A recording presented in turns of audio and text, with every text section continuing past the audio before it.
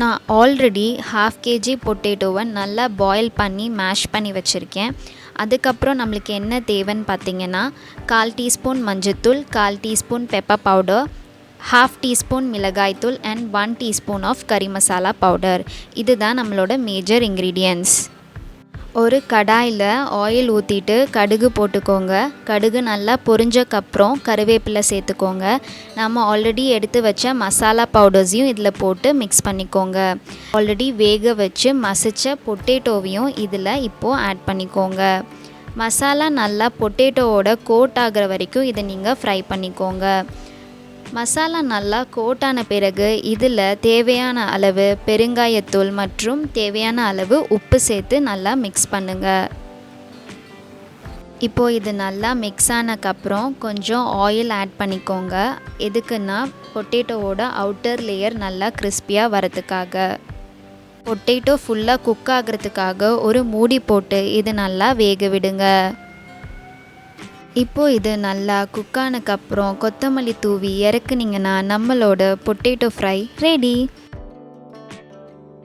First ஒரு கடாயில் 5 spoon எண்ணெய் ஊற்றிக்கோங்க. எண்ணெய் சூடான பிறகு அதில் 1/4 ஸ்பூன் மஞ்சத்தூள் அண்ட் நான் 3 வாழைக்காய் எடுத்திருக்கேன். அதுக்கு தேவையான அளவு உப்பும் சேர்த்துக்கிறேன். 3 வாழைக்காயை நான் ஆல்ரெடி கட் பண்ணி தண்ணியில் போட்டு வச்சுருக்கேன். நீங்கள் கட் பண்ணி வெளியே வச்சிங்கன்னா அது கருப்பாயிடும், அதனால நான் தண்ணியில் போட்டு வச்சுருக்கேன். அதையும் இப்போ நம்ம இதில் ஆட் பண்ணிக்கலாம்.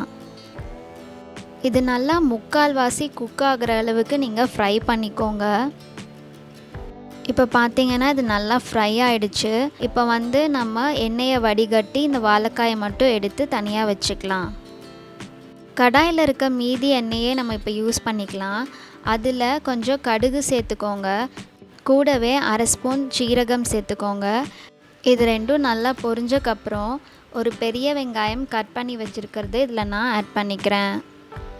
வெங்காயம் இப்போ நல்லா வணங்கிடுச்சு. இதில் கொஞ்சம் கருவேப்பிலை, கொத்தமல்லி, ஒரு பச்சை மிளகா அதையும் சேர்த்து நான் மிக்ஸ் பண்ணிக்கிறேன். இப்போது 1/2 ஸ்பூன் இஞ்சி பூண்டு பேஸ்ட் ஆட் பண்ணி நல்லா கிளறி விட்டுக்கோங்க. இது எல்லாமே நல்லா மிக்ஸ் ஆன பிறகு ஒரு தக்காளி கட் பண்ணி வச்சுருக்கிறதையும் இதில் நம்ம ஆட் பண்ணிக்கலாம். தக்காளி நல்லா வணங்கிடுச்சு. இப்போ நம்ம மசாலா பவுடர்ஸ் ஆட் பண்ணிக்கலாம். 1/4 ஸ்பூன் மஞ்சத்தூள், 1/2 ஸ்பூன் மிளகாய்த்தூள், 1/2 spoon garam masala powder, 1/2 spoon மல்லித்தூள் அண்ட் 1/4 ஸ்பூன் பெப்பர் பவுடர் இதெல்லாம் சேர்த்து நல்லா மிக்ஸ் பண்ணிக்கோங்க. இப்போ இந்த மசாலாவுக்கு தேவையான அளவு உப்பு ஆட் பண்ணிக்கலாம். மசாலாலாம் நல்லா மிக்ஸ் ஆகிடுச்சு. இப்போ நம்ம ஃப்ரை பண்ணி வச்ச வாழைக்காயை இதில் ஆட் பண்ணிக்கலாம். இப்போது இது நம்ம நல்லா கிளறி விட்டுட்டோம். இது ப்ராப்பராக மிக்ஸ் ஆகிறதுக்காக நம்ம கொஞ்சம் தண்ணி ஆட் பண்ணிக்கலாம். இப்போ பார்த்திங்கன்னா மசாலா எல்லாம் நல்லா கோட்டாக இருக்குது வாழைக்காயில். இது இன்னும் கொஞ்சம் குக் ஆகிறதுக்காக ஒரு மூடி போட்டு மூடி வச்சுருங்க. இப்போது லிட்டை ஓப்பன் பண்ணிக்கலாம்.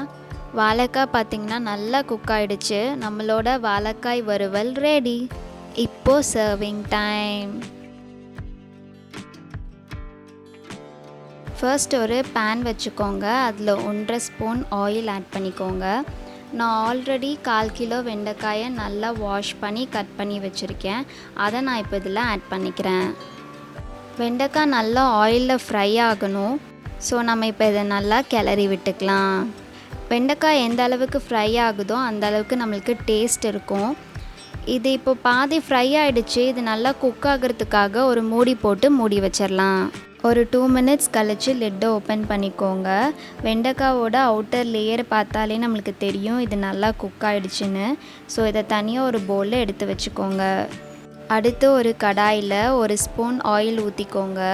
ஆயில் சூடானக்கப்புறம் 1/2 ஸ்பூன் சீரகம், 2 பல்லு பூண்டு பொடி பொடியாக கட் பண்ணது, 1/4 ஸ்பூன் மிளகுத்தூள், 1/2 ஸ்பூன் மல்லித்தூள், 1/4 ஸ்பூன் மிளகாய்த்தூள், அது கூடவே 2 ஸ்பூன் தேங்காய் துருவலும் ஆட் பண்ணிக்கலாம். இது ஒன்றோட ஒன்று நல்லா மிக்ஸ் ஆகணும். இது லைட்டாக வணங்கிடுச்சு. இந்த ஸ்டேஜில் நம்ம 1/4 ஸ்பூன் மஞ்சத்தூள் ஆட் பண்ணிக்கலாம். இது இப்போ ஒரு மசாலா மாதிரி ஆயிடுச்சு. நம்ம ஆல்ரெடி ஃப்ரை பண்ணி வச்சுருந்த வெண்டைக்காயை இதில் ஆட் பண்ணிக்கலாம். இதை நல்லா கிளறி விட்டுக்கோங்க. இப்போது இதுக்கு தேவையான அளவு உப்பு ஆட் பண்ணிக்கலாம். இந்த வெண்டைக்காய் வறுவல் எல்லா வெரைட்டி ரைஸ்க்கும் ஆப்டான சைட் டிஷ்ஷாக இருக்கும். முக்கியமாக தயிர் சாதத்துக்கு ரொம்பவே நல்லாயிருக்கும். மறக்காமல் இது உங்கள் வீட்டில் ட்ரை பண்ணி பார்த்துட்டு எங்களுக்கு எப்படி இருந்துச்சுன்னு சொல்லுங்கள். இப்போ பார்த்தீங்கன்னா மசாலாலாம் நல்லா வெண்டைக்காயில் கோட் ஆகிடுச்சு. அண்ட் நம்மளோட வெண்டைக்காய் வறுவலும் ரெடி. இப்போது சர்விங் டைம். அடுப்பை ஆன் பண்ணிவிட்டு ஒரு பேன் வச்சுக்கோங்க. பேன் நல்லா சூடான பிறகு அதில் 1.5 ஸ்பூன் ஆயில் ஊற்றிக்கோங்க. யூஸ்வலாக ஏதாவது நம்ம ட்ரை ரோஸ்ட் பண்ணுறோம் அப்படின்னா அதுக்கு நிறைய ஆயில் தேவைப்படும். பட் இந்த டிஷ்ஷில் நம்ம கம்மி ஆயில் ஊற்றி தான் பண்ண போகிறோம். ஸோ 1.5 ஸ்பூன் போதுமானது. இப்போ பார்த்தீங்கன்னா ஆயில் நல்லா சூடாயிடுச்சு. இதில் 1/4 ஸ்பூன் சோம்பு ஆட் பண்ணிக்கோங்க. இது நல்லா பொரிஞ்சக்கப்புறம் நம்மளோட மெயின் இன்க்ரீடியண்ட்டான உருளைக்கிழங்கை நம்ம ஆட் பண்ணிக்கலாம். நான் இங்கே 250 கிராம் உருளைக்கிழங்கு எடுத்திருக்கேன். அதோட தோல் நல்லா சீவிட்டு நீளமாக கட் பண்ணியிருக்கேன். உங்களால் முடிஞ்சால் இதே மாதிரி நீளமாக ஒரே மாதிரி எல்லா பீசஸையும் கட் பண்ணிக்கோங்க. பார்க்குறதுக்கு நல்லாயிருக்கும்.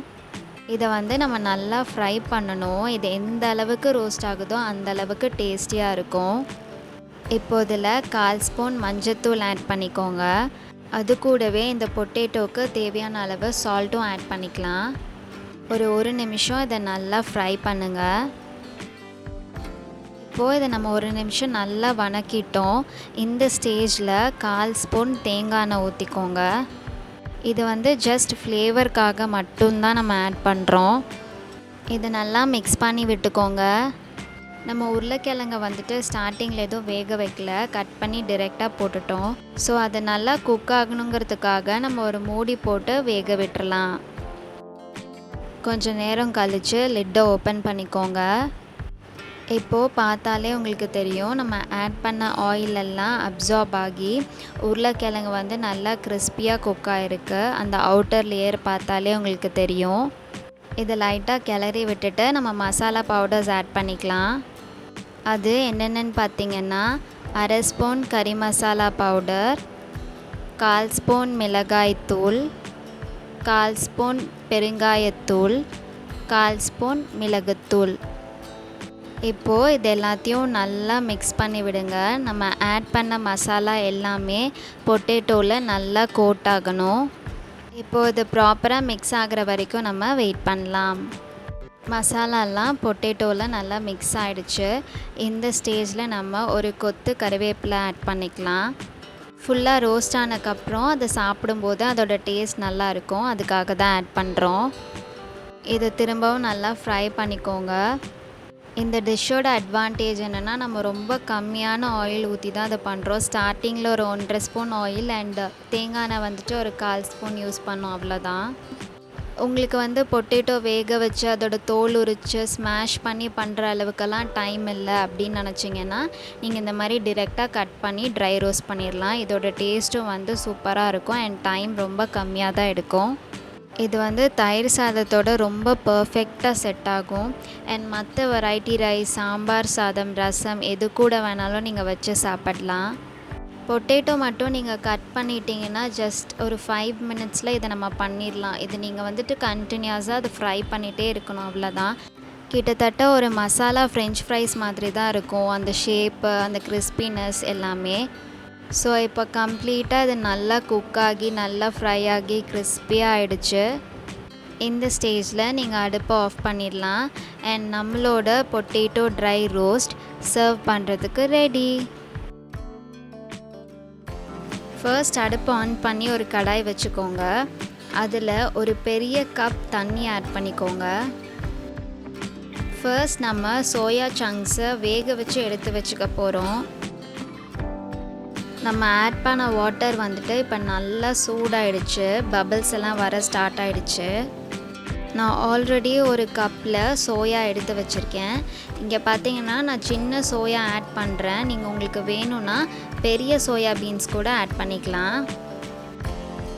நம்ம ஆட் பண்ணியிருக்க சோயா பீன்ஸ் அந்த தண்ணியில் நல்லா சோக் ஆகணும்.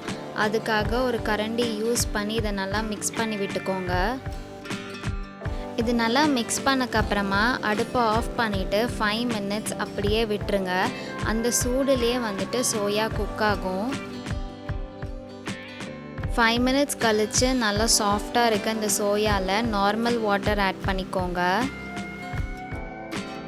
இப்போது இதை நம்ம மிக்ஸ் பண்ணி விட்டுக்கலாம். நம்ம நார்மல் வாட்டர் ஆட் பண்ணும்போது சோயாவோட அந்த டெம்பரேச்சர் வந்து கம்மியாகி கூல் டவுன் ஆகும். இப்போது ஒரு ஃபில்டர் யூஸ் பண்ணி எக்ஸஸ் வாட்டரை ட்ரெயின் பண்ணிவிட்டு இந்த சோயாவை ஃபில்டர் பண்ணி எடுத்துக்கோங்க. சோயா சங்க்ஸை தனியாக எடுத்து வச்சக்கப்புறமா அடுப்பு ஆன் பண்ணி ஒரு கடாய் வச்சுட்டு அதில் 1.5 ஸ்பூன் தேங்காய் எண்ணெய் அண்ட் 1.5 ஸ்பூன் ஆயில் மிக்ஸ் பண்ணி ஆட் பண்ணிக்கோங்க. ஆயில் சூடானக்கப்புறமா 1/4 ஸ்பூன் சீரகம் ஆட் பண்ணிக்கோங்க. அது நல்லா பொரிஞ்சக்கப்புறமா ஒரு பெரிய வெங்காயம் கட் பண்ணது அண்ட் ஒரு பச்சை மிளகாய் ஆட் பண்ணிக்கோங்க. இப்போது இதை நம்ம நல்லா ஃப்ரை பண்ணிக்கலாம். தேங்காய் எண்ணெய் ஆட் பண்ணும்போது அதோட டேஸ்ட் வந்து ரொம்ப டிஃப்ரெண்ட்டாக நல்லாயிருக்கும். அதனால தான் நம்ம தேங்காய் எண்ணெய் அண்ட் ஆயில் மிக்ஸ் பண்ணி ஆட் பண்ணுறோம். வெங்காயம் ஃப்ரை ஆனக்கப்புறமா ஒரு தக்காளி கட் பண்ணதை ஆட் பண்ணிக்கோங்க. இதையும் நம்ம நல்லா ஃப்ரை பண்ணிக்கலாம். தக்காளி நல்லா வணங்கிடுச்சு.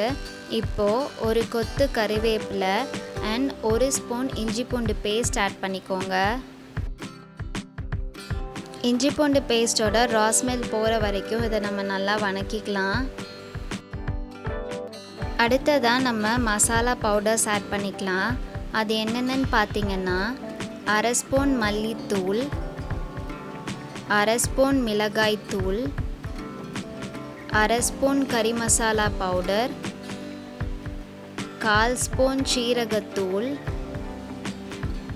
1/2 ஸ்பூன் மிளகுத்தூள், 1/2 ஸ்பூன் மஞ்சத்தூள். இந்த மசாலா பவுடர்ஸ் எல்லாத்தையுமே அந்த வெங்காயம் தக்காளி கூட சேர்த்து நல்லா மிக்ஸ் பண்ணி விட்டுக்கோங்க. சோயா பீன்ஸ் வந்து ரொம்ப ஹெல்தி அண்ட் டேஸ்டாகவும் இருக்கும். மசாலா பவுடர்ஸ் நல்லா மிக்ஸ் ஆகிடுச்சு. இந்த ஸ்டேஜில் நம்ம ஸ்டார்டிங்கில் வேக வச்சு எடுத்த சோயா பீன்ஸை நான் ஆட் பண்ணிக்கிறேன். இந்த சோயா வறுவலுக்கு தேவையான அளவு சால்ட் ஆட் பண்ணிக்கலாம். நம்ம ஆட் பண்ண மசாலா, வெங்காயம், தக்காளி எல்லாமே அந்த சோயா பீன்ஸில் ஈவனாக ஸ்ப்ரெட் ஆகிறதுக்காக இதை நல்லா மிக்ஸ் பண்ணிக்கோங்க. ஜென்ரலாக சோயா பீன்ஸ் வந்துட்டு வெஜ் மட்டன் அப்படின்னு சொல்லுவாங்க. ஏன்னா நம்ம மட்டன் சாப்பிட்றதோட டேஸ்ட் வந்துட்டு சோயா பீன்ஸ்லேயும் இருக்கும். இது இந்த மாதிரி சின்ன சைஸ்லேயும் இருக்குது, பெரிய சைஸ்லேயும் இருக்குது. நீங்கள் இதே ரெசிபியை வந்து பெரிய சைஸ் சோயா பீன்ஸ்லேயும் பண்ணி பாருங்கள், அதுவும் டேஸ்டியாக இருக்கும். இதே மாதிரி ஹெல்தியான டேஸ்டியான ரெசிபீஸ்க்காக சத்யா சூப்பர் சமையலை சப்ஸ்கிரைப் பண்ணுங்கள். நம்ம ஆட் பண்ண மசாலாஸ் எல்லாமே நல்லா மிக்ஸ் ஆகி சோயா பீன்ஸில் வந்து ஈவனாக கோட் ஆகிடுச்சு. சோயா பீன்ஸும் நல்லா சாஃப்டாக வெந்திருக்கு. இந்த ஸ்டேஜில் நீங்கள் கொத்தமல்லி தூவி அடுப்பு ஆஃப் பண்ணிங்கன்னா நம்மளோட ரொம்ப ஹெல்தியான டேஸ்டியான சோயா வறுவல் சர்வ் பண்ணுறதுக்கு ரெடி. இந்த வீடியோ பிடிச்சிருந்தா லைக் பண்ணுங்கள், கமெண்ட் பண்ணுங்கள், ஷேர் பண்ணுங்கள். நம்ம சேனலுக்கு சப்ஸ்கிரைப் பண்ணி சப்போர்ட் பண்ணுங்கள். பக்கத்தில் இருக்க பெல் ஐக்கானை கிளிக் பண்ணி ஆல் அப்படிங்கிற ஆப்ஷன் செலக்ட் பண்ணிக்கோங்க. அப்போ தான் நம்ம சேனலில் போடுற வீடியோஸோட நோட்டிஃபிகேஷன்ஸ் எல்லாம் உங்களுக்கு உடனே வரும். அடுத்த வீடியோவில் பார்க்கலாம். பாய்.